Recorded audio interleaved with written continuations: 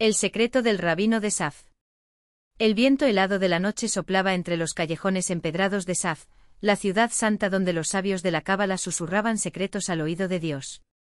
Entre las sombras de las casas de piedra, un hombre de barba plateada y ojos profundos como pozos sin fondo caminaba con paso lento, apoyado en un bastón de olivo tallado con símbolos que solo él comprendía. Era el rabino Eliezer ben Simón, el último guardián de una tradición que se remontaba a los días del templo de Salomón. Esa noche un joven llamado Daniel, un comerciante arruinado por las deudas y la mala suerte, llegó hasta su puerta con el corazón en la garganta. Había oído hablar de una oración, un nusaj perdido, capaz de desatar las bendiciones celestiales sobre quien la recitara con fe pura. Pero el rabino no recibía a cualquiera. Solo a aquellos cuyo dolor era tan genuino que el cielo mismo se conmovería.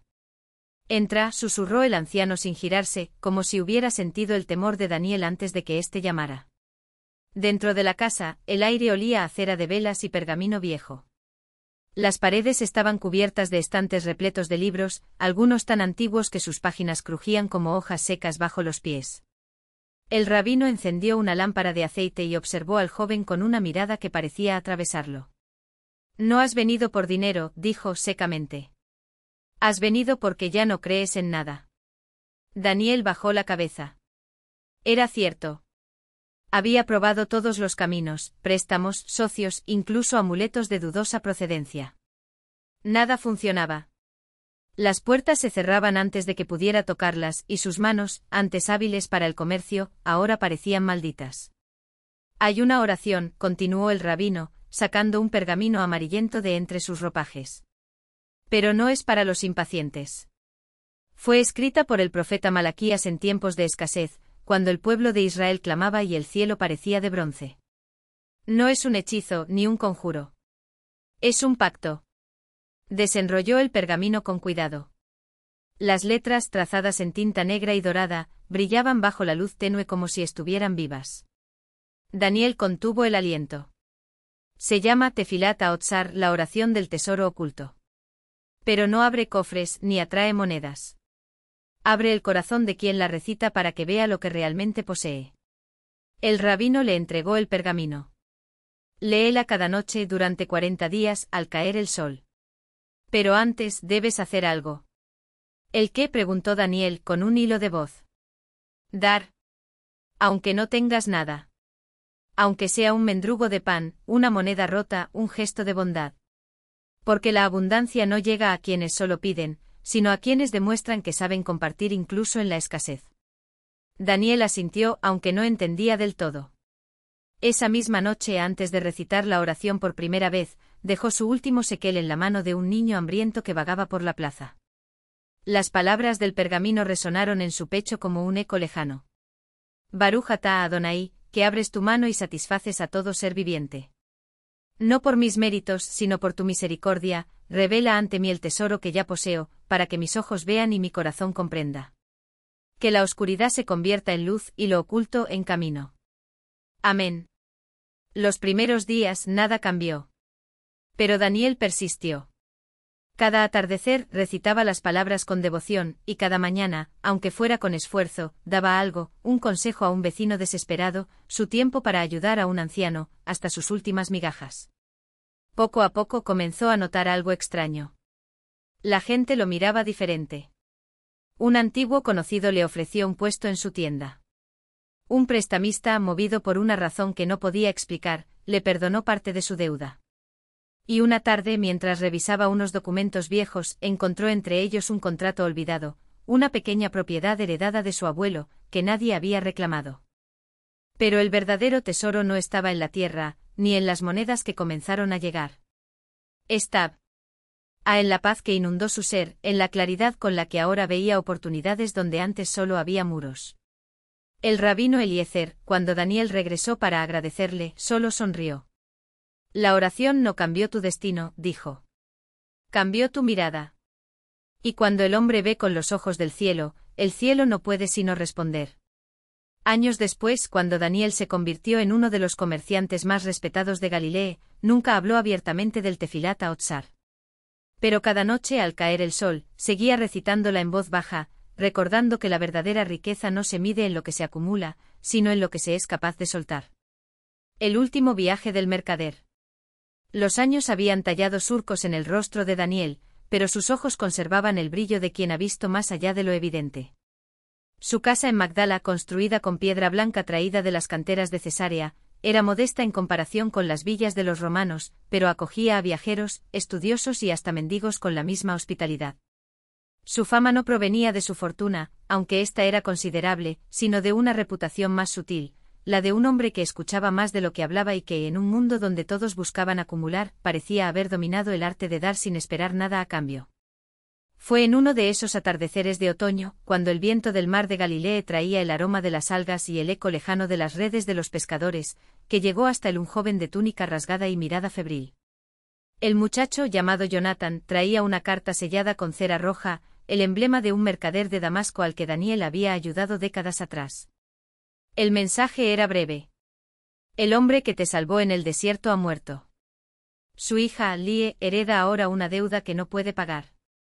Los acreedores son los mismos que una vez te persiguieron. Si la memoria de tu abuelo aún significa algo para ti, ven. Daniel no necesitó más. Esa misma noche, después de recitar el Tefilat a Otsar con una lentitud inusual, como si las palabras pesaran más que de costumbre, ordenó a sus sirvientes preparar un caravana ligera. Llevaría solo lo esencial: agua, pan de cebada, un saco de monedas de plata y el pequeño cofre de madera de olivo que su abuelo le había legado, cuyo contenido solo él conocía. El desierto entre Galilea y Damasco era implacable, pero Daniel lo recorrió con la misma determinación con la que años atrás había huido de él. Cuando llegó a la ciudad, el aire olía a especias y a polvo de ladrillo. La casa de Lie estaba en el barrio de los Tejedores, una construcción humilde de adobe con un huerto de granados marchitos por la sequía. La joven, de no más de 20 años, lo recibió con desconfianza. ¿Eres el hombre de la carta?, preguntó secándose las manos en el delantal. Su voz era firme, pero las ojeras delataban noches de insomnio. Soy Daniel Ben Simón. Tu padre Eliezer me dio agua cuando moría de sed. Ahora vengo a pagar esa deuda. Lie lo miró con escepticismo. Mi padre murió sin un sequel en el bolsillo. Los acreedores exigen el doble de lo que valía su taller. No es una deuda justa. Daniel asintió. Las deudas nunca son justas. Pero a veces se pagan de formas que los acreedores no esperan. Sacó el cofre de madera y lo abrió frente a ella. Dentro no había oro ni documentos, sino un puñado de semillas oscuras y arrugadas, junto a un pergamino amarillento con instrucciones en arameo. Estas son semillas de komatsu, un árbol que crece en las tierras altas de Persia, explicó.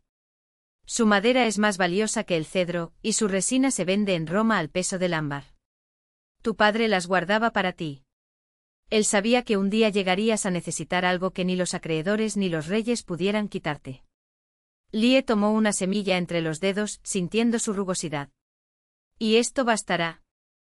No bastará para comprar su silencio, dijo Daniel. Pero sí para que dentro de 5 años, sean ellos quienes te supliquen que les vendas tu cosecha. Los acreedores, en trío de comerciantes sirios con túnicas de púrpura y anillos de oro, se rieron cuando Lie se presentó ante ellos con un saco de tierra y un contrato escrito por Daniel. ¿Crees que aceptaremos granos de arena como pago?, escupió el más viejo, un hombre llamado Malchus, conocido por quebrar los dedos de quienes no cumplían sus plazos. Daniel, que había permanecido en silencio hasta entonces, avanzó un paso. Aceptaréis esto, dijo desdoblando un mapa, porque estas semillas crecerán en un terreno que ya no es de Lie, sino de un socio anónimo, yo. Y cuando florezcan, su valor será suficiente para comprar no solo vuestra deuda, sino vuestras propias casas. Podéis romperle los dedos ahora a Malchus, pero dentro de 5 años, seréis vosotros quienes os arrodilléis ante ella. El silencio que siguió fue tan denso que se podía cortar. Malchus palideció. Conocía la reputación de Daniel, un hombre que nunca blufeaba. 2 años, gruñó finalmente. Si en 2 años no hay beneficios, la tierra y la guel serán mías. Daniel sonrió por primera vez. 1. Y si falla, os daré el doble de lo que pedís ahora, en plata. El trato se cerró con un apretón de manos que Lie sintió como un yugo y una liberación a la vez. Los primeros meses fueron de trabajo agotador. El terreno, cerca de un oasis al este de Damasco, era árido y lleno de piedras. Lie y los jornaleros que contrató cavaron zanjas para desviar el agua, mientras Daniel negociaba con caravanas beduinas el transporte futuro de la madera. Pero cuando las primeras lluvias llegaron, y con ellas los brotes verdes asomando entre la tierra agrietada, Lie comprendió que su padre le había dejado algo más que semillas, le había legado una lección. Una tarde, mientras el sol se hundía tras las dunas, Daniel se sentó junto a ella bajo la sombra incipiente de un komatsu recién plantado. ¿Por qué ayudaste a mi padre?, preguntó Lie. Él nunca te lo pidió. Daniel miró al horizonte, donde el desierto se fundía con el cielo. Porque a veces, la única forma de honrar lo que recibimos es dándolo. Tu padre me salvó la vida con un gesto que no le costó nada, un poco de agua, un poco de sombra. Yo solo hice lo mismo. ¿Y si las semillas no crecen?, murmuró ella, aunque ya no había miedo en su voz, solo curiosidad. Entonces, dijo Daniel, sacando un pequeño frasco de arcilla de su túnica, usaremos esto. Dentro un polvo dorado brillaba bajo los últimos rayos del sol. ¿Qué es? Canela de Ceilán. La más pura que existe. La compré hace años a un marinero fenicio que juró que era el último cargamento que llegaría a estas tierras. Si los árboles fallan, venderemos esto. Y si todo falla, hizo una pausa, sonriendo, siempre queda el tefilat a-otsar. Lie frunció el ceño. La oración del tesoro. Daniel cerró el frasco y lo guardó. No es una oración para pedir, Lie. Es una para recordar que a veces el tesoro ya está en tus manos. Solo hay que saber soltar lo que te impide verlo. 5 años después, los komatsu de Lie se alzaban como columnas verdes en medio del desierto, sus troncos rectos y su resina perfumando el aire. Los acreedores, humillados, habían intentado comprar su participación por 10 veces su valor original, pero Lie, con la misma astucia que Daniel le había enseñado, les vendió solo la mitad, conservando el resto para fundar su propio negocio. La última vez que Daniel visitó Damasco, ya anciano y con el pelo plateado, Lie lo recibió en una casa de piedra blanca, idéntica a la suya en Magdala. En el patio un niño de ojos oscuros jugaba con un pequeño cofre de madera. ¿Es tuyo?, preguntó Daniel, señalando al niño. Lie asintió. Se llama Eliezer. Como mi padre. Daniel sonrió. Buen nombre. Antes de partir, le entregó un pergamino enrollado. ¿Qué es?, preguntó ella. Las palabras del tefilat a-otsar. Para cuando necesites recordar. Lie lo guardó en su pecho junto al corazón. ¿Y tú? ¿Ya no la recitas? Daniel miró al desierto como si más allá de las dunas pudiera ver el rostro de su abuelo, de Eliezer, de todos aquellos que le habían tendido una mano sin pedir nada. Ahora, dijo, ya no necesito recordarlo. Lo sé. Y con eso el mercader que había aprendido a soltar se alejó hacia el horizonte, donde el sol y la tierra se fundían en un mismo oro.